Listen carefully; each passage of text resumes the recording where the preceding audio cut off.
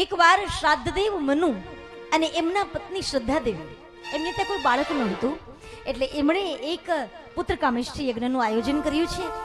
વશિષ્ઠ અને પુત્રકામેષ્ટિ યજ્ઞના જે ઋષિઓ હોય એમને બોલાવવામાં આવ્યા. પુત્રકામેષ્ટિ યજ્ઞ કરાવવામાં આવ્યો, સંકલ્પ કર્યો. પરંતુ જ્યારે રાણીને કંઈક સારા દિવસો છે અને બાળક થયું છે, દીકરાના બદલે દીકરીનો જન્મ થયો છે.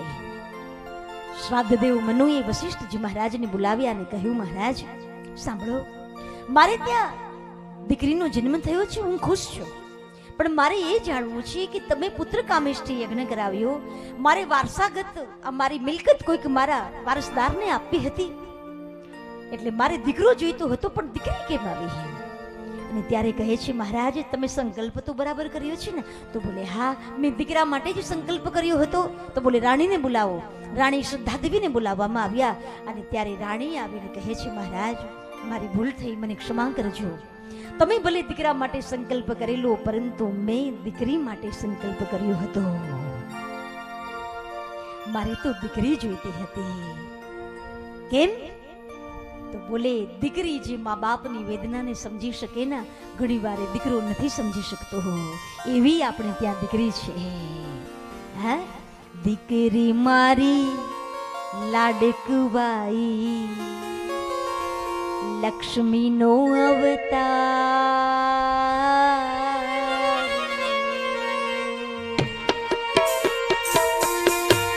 દીકરી મારી લાડકવાઈ, લક્ષ્મીનો અવતાર. દીકરી મારી લાડકવાઈ, લક્ષ્મીનો અવતાર.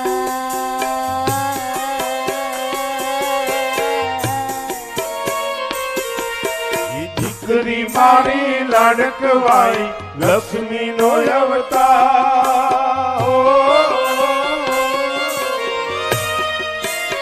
એ સુવે તો રાત પડે ને જાગે તો સવાર. એ સુવે તો રાત પડે ને જાગે તો સવાર. એ સુવે તો રાત પડે ને જાગે તો સવાર. એ સુવે તો રાત પડે ને જાગે તો સવાર. દીકરી મારી, દીકરી મારી,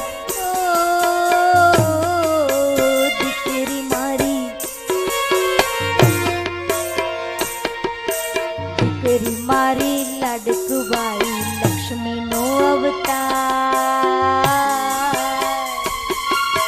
દીકરી મારી લાડકવાઈ, લક્ષ્મીનો અવતાર. એ સુવે તો રાત પડે ને જાગે તો સવાર. એ સુવે તો રાત પડે ને જાગે તો સવાર. જાગે તો સવાર, જાગે તો સવાર. જાગે તો સવાર, જાગે તો સવાર.